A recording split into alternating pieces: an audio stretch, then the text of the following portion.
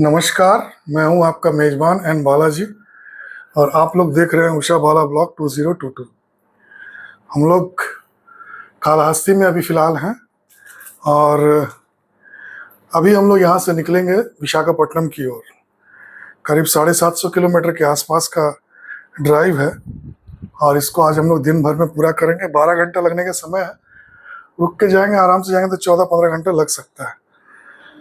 तो सामान लगभग सज चुका है और अब हम लोग यहाँ से जो है निकलने के लिए तैयार हो रहे हैं इस रिसोर्ट से। ये फोन తీసావా దా బాబు లగేజ్ ఇక్కడే ఉంది మూడు తీసుకెళ్ళిపోదా మీరు మూడు తీసుకుని ये है इस रिसोर्ट का अंदर का हिस्सा, जिसे कि हम लोग कल दिखा नहीं पाए थे क्योंकि हम लोग काफ़ी थक गए थे, इसलिए हम लोग दिखा नहीं पाए थे। अंदर में काफ़ी हरियाली है, काफ़ी सारे पेड़ पौधे हैं और यहाँ पर मेंटेन भी किया हुआ है। और ये है बाहर का एलिवेशन और ये है मुख्य द्वार इस रिसोर्ट का। समय हो रहा है 6:40 और अभी इस वक्त हम लोग कालहस्ती में। अब यहाँ से निकलेंगे सीधा साई प्रिया हाइट्स के लिए। करीब 12 घंटे का ड्राइव है यहाँ से और किलोमीटर है 736 किलोमीटर।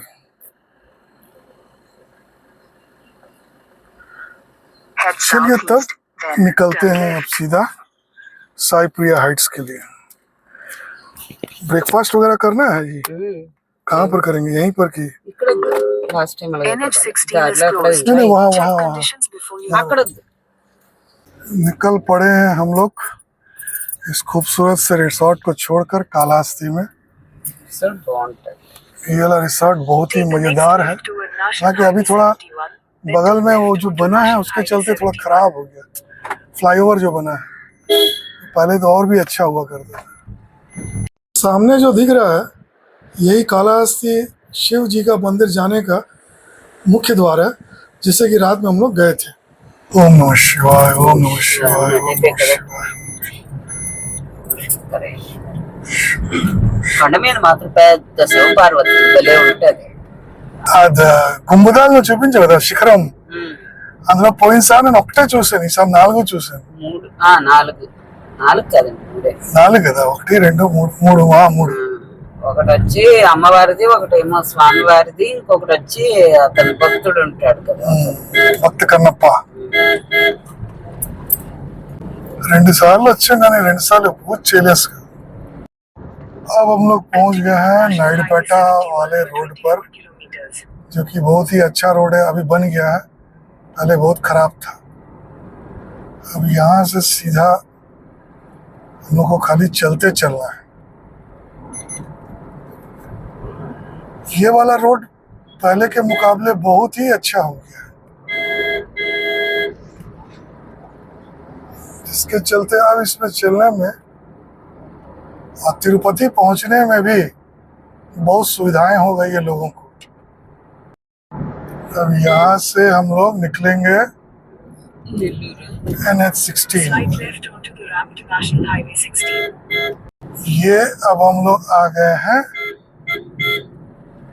हम लोग का ट्रेडिशनल NH16, जिसमें कि हम लोग अक्सर क्या बोल के यूँ कहा जाए हमेशा सफ़र करते हैं। अब यहाँ से ये पूरा यही रोड रहेगा साई प्रिया हाइट्स तक। ये वही रास्ता है जिससे कि हम लोग आए थे। विजयवाड़ा तक जो है वही रास्ता रहेगा। विजयवाड़ा से चेंज हुआ क्योंकि हम लोग सीधा निकल जाएंगे देवरापल्ली की तरफ और आए थे तनकू की तरफ से। ये एक तो चेंज होगा, बाकी सब सेम टू सेम। आज के दिन का पहला टोल प्लाजा क्या है जगह का नाम? बोधनम। ब्रेकफास्ट का समय हो गया है। अब हम लोग कहीं अच्छा जगह देखकर ब्रेकफास्ट के लिए रुकते हैं। रोड साइड में एक ट्रॉली दिखा हम लोग को और हम लोग यहाँ रुके हैं। हमारी पत्नी गई है, बात कर रही है और देख रही है खाने के सामान को। इस वक्त हम लोग हैं नेल्लौर के पास। एक रोड साइड एक ट्रॉली में हम लोगों ने ब्रेकफास्ट करने के लिए रुका है। 8:30 समय हुआ है और 630 किलोमीटर और हम लोग को जाना है विशाखापट्टनम के लिए। तो मुझे ट्रॉली का यहाँ का जो ब्रेकफास्ट है पसंद नहीं आया, क्योंकि खाना और सोना दो एक ऐसी चीज़ें हैं ना जो आपके मन के इच्छा के अनुसार होना चाहिए। दुकान वाला बेच रहा है इसलिए हमको खा लेना है और उसके हिसाब से चलना है, ये मुझे पसंद नहीं। आप पैसा दे रहे हैं तो आपके हिसाब से खाना बनना चाहिए। जो मुझे अगर ऐसा नहीं होने से मुझे ना उस होटल में या ट्रॉली में हमको अच्छा नहीं लगता है, तो मैं इसलिए आ गया। हमारी पत्नी और बच्ची जो है खा रहे हैं डोसा और वड़ा वगैरह, जो भी ठंडा है, बढ़िया नहीं है, चटनी भी कुछ खास नहीं है, इसलिए मैं नहीं खाया।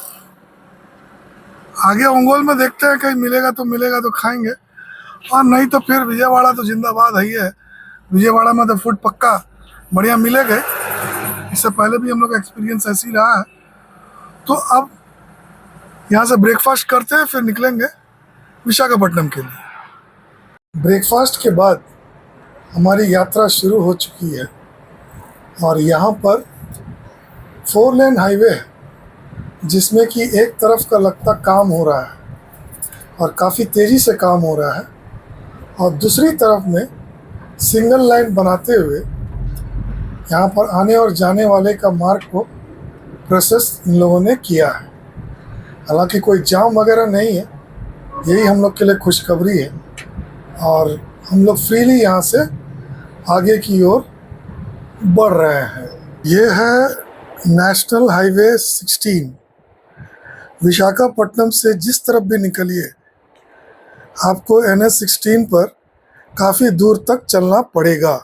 ये है इमरजेंसी लैंडिंग के लिए, फाइटर प्लेन लैंडिंग के लिए एक रनवे बनाया गया है ओंगोल और नेल्लौर के बीच में। इस तरह का रनवे भारतवर्ष में कई सारे स्थानों पर बनाया गया है, जो कि आकस्मिक परिस्थितियों में यहाँ पर फाइटर प्लेन को उतारा जा सके, और अभी हम लोग उसी पर चल रहे हैं।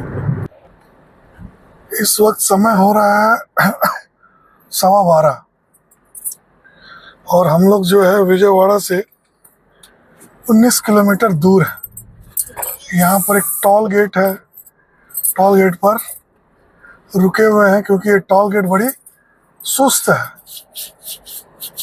ये जाते समय भी ये टोल गेट बड़ा सुस्त था, और अब आते समय इस समय भी टोल गेट जो है बड़ा सुस्त है। यहाँ पर मैंने देखा है जहाँ पर भी गाड़ियाँ ज़्यादा आती है, पता नहीं ऑटोमेटिकली टोल गेट का जो सिस्टम है वो बड़ा सुस्त हो जाता है। अब इसका क्या कारण है मुझे नहीं मालूम। ये विजयवाड़ा का traffic,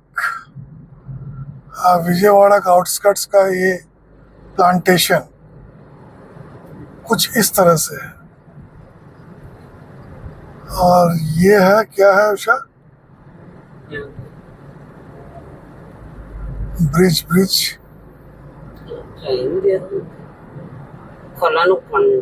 Kalanakonda. I know the place kana. Service ఇంక ఇప్పుడు ప్రైజ్ వస్తుంది కదా మనకి, అదేంటది ప్రకాశం బ్యారేజ్ వస్తుంది। सामने में दिख रहा है हाई राइज बिल्डिंग्स विजयवाड़ा के आउटस्कर्ट्स की। एक बार फिर आ गए हम लोग प्रकाशम बैरेज में। एज यूजुअल जाते समय भी पानी नहीं था, आते समय भी पानी नहीं है नदी में, क्योंकि अभी तक यहाँ पर बरसात शुरू नहीं हुआ है। तिरुपति में भी खाली एक दिन खाली बरसात हुआ था, वो भी रात के समय 25 मिनट के लिए। वो केवल हम लोग के लिए भिंगाने के लिए था। तो बाकी तो कहीं पर हमको बरसात कहीं मिला नहीं है। ओंगोल से विजयवाड़ा तक सड़क इतना बढ़िया है, इतना बढ़िया है कि गाड़ी चलाने का आनंद बड़ा आता है और आप रफ्तार से भी चला सकते हैं। यहाँ पर रास्ते में रेस्टोरेंट वगैरह भी है और हर तरह की सुविधाएं भी उपलब्ध है। ये है बेन सर्किल फ्लाईओवर, बहुत ही फेमस जगह है यहाँ का। नीचे वाला रास्ता विजयवाड़ा का अंदर ले जाता है और ये वाला सीधा हाईवे टू हाईवे बाहर की ओर निकाल देता है। देखिए विजयवाड़ा का भी जाम को आप लोग सभी देखिए, किस तरह का जाम में आज हम लोग फंसे हैं, जबकि दोपहर का 1 बज रहा है। 1 बजा नहीं है, 12:40 हुआ है। इसीलिए मैं पिछले बार भी दोपहर में इसको क्रॉस करना चाह कर लिया, आज थोड़ा जल्दी आ गया, चला फंस गया। विजयवाड़ा के दोनों तरफ के एग्जिट पर हाईवे में इतना सुंदर प्लांटेशन किया गया है, ये और सब जगह के लिए एक बहुत बड़ा आदर्श हो सकता है। विजयवाड़ा के बाद और राजमंड्री का गोदावरी ब्रिज से पहले तक का जो ये स्ट्रेच जिसमें कि अभी हम लोग चल रहे हैं, इसमें रोड बहुत ही अच्छा है। 6 लेन हाईवे है, इसमें कोई दो मत नहीं है, लेकिन ये बड़ा ही बोरियत वाला रास्ता मुझे लगता है, इसलिए कि ये जो स्ट्रेच है इसमें कुछ भी नहीं है नया, ना कुछ देखने के लिए है, ना कोई रेस्टोरेंट वगैरह ही है, और इवन इस सड़क पर कोई ट्रैफिक भी आपको नहीं मिलेगी। इसीलिए ना अगर क्रूज में लगा देता हूँ तो मुझे नींद आने लगती है। करीब करीब 225 किलोमीटर का ये स्ट्रेच है और ये स्ट्रेच बड़ा ही बोरियत वाला स्ट्रेच होता है और इसमें आँख लगने की संभावना पूरी है, क्योंकि हल्का फुल्का भोजन हो गया है और उसके बाद इतना खाली सड़क और क्रूज लगा दो तो उसके बाद स्टीयरिंग संभालने के अलावा हमारे पास कुछ होता नहीं। इसीलिए मैं कहता हूँ कि ये बहुत बड़ा बोरियत वाला स्ट्रेच है। बेलुरु से लेकर राजमंड्री तक के बीच का जो सफ़र है, इस सफ़र में आपको सीजनल फ्रूट्स बहुतायत में मिल जाते हैं, क्योंकि ये एरिया जो है सीजनल फ्रूट्स के लिए काफ़ी रिच एरिया है। अभी तक हम लोग हमेशा ट्रैफिक जाम रोड पर देखते थे, आज देख रहे हैं टॉल पर भी ट्रैफिक जाम। अब क्या बात है, क्या कारण है बता नहीं सकता, लेकिन यहाँ पर देख रहे हैं कि बहुत देर से जो है टॉल फंसा हुआ है। अब क्या कर रहा है क्या नहीं कर रहा है पता नहीं।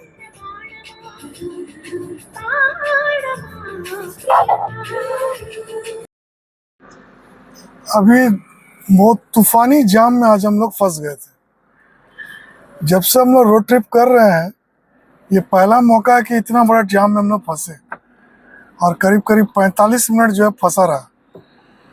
मज़ेदार बात यह है, क्या काम हो रहा है किसी को नहीं पता, टॉल वाले लोग को भी नहीं पता, वहाँ के कोई स्टाफ को भी नहीं पता।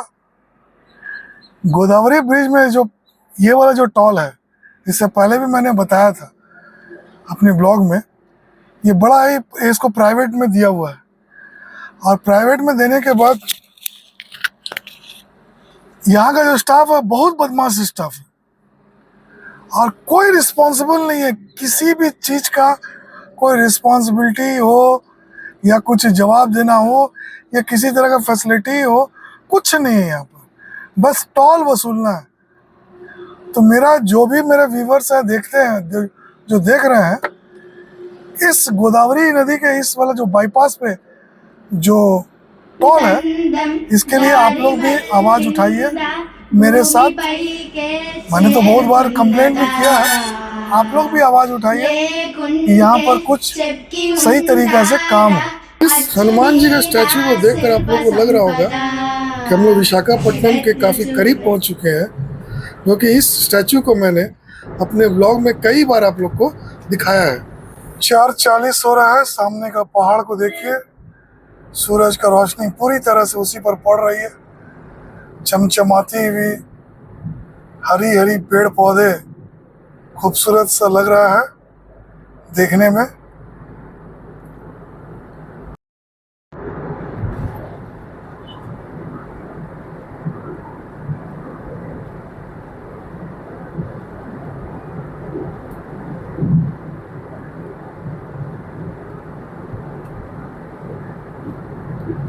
इस वक्त शाम का 6:30 बज रहा है।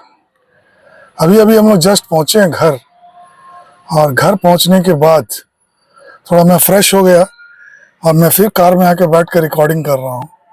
घर में हमारी पत्नी जो है पूरा साफ सफाई का काम कर रही है। इस 8 दिनों में हम लोगों ने बहुत सारे मंदिरों को कवर किया, जिसे कि मैंने आपको विभिन्न ब्लॉग के माध्यम से दिखाया। दरअसल रोड ट्रिप मेरा एक तरह से पैशन है, आज से नहीं कई सालों से। वो अलग बात है कि मैं यूट्यूब कोविड के बाद जब हैंडीकैप हो गया तब मुझे पता चला कि यूट्यूब में ब्लॉग भी डाला जाता है रोड ट्रिप्स का। तब मैंने रोड ट्रिप को ब्लॉग बनाकर डालना चालू किया। इससे मुझे अभी तक मुझे जो पता चला है, किसी भी जगह को समझने के लिए, वहाँ के टेरियन, वहाँ के लोग, वहाँ के समाज को समझने के लिए, वहाँ पर आप सड़क के रास्ते से जाएंगे तो आपको बहुत कुछ समझ में आएगा। ट्रेन या फ्लाइट से अगर आप जाते हैं तो उतना कुछ आप जगह पर तो पहुंच जाते हैं, लेकिन वहाँ के लोगों के बारे में, वहाँ के समाज के बारे में, वहाँ के टेरियन के बारे में आपको उतना अच्छा से पता नहीं चलता है। इसलिए मैंने शुरू से, जब मेरे पास में शुरुआती कार था, उस समय से मैं रोड ट्रिप्स करता रहा हूँ। उम्मीद करता हूँ कि अन्य ब्लॉग की तरह ये ब्लॉग भी आप लोगों को पसंद आया होगा और ये सीरीज भी आप लोगों को पसंद आया होगा। तो कृपया लाइक और शेयर जरूर कीजिए। और आजकल YouTube में एक हाइप का बटन आया हुआ है, उसको भी क्लिक जरूर कर दीजिए, जिससे कि हमारा जो चैनल है उसको उन्नति हो। इन्हीं सब बातों के साथ मैं फिलहाल आप लोग से विदा लेता हूं। फिर एक नए सीरीज या एक नए रोड ट्रिप के साथ मैं आप लोग के सामने पेश होऊंगा, जिसमें एक नया सनातन संस्कृति की धरोहर को आप लोग के सामने पेश करूंगा। आप लोग जो अपना कीमती समय दिए हैं, इसके लिए बहुत बहुत धन्यवाद।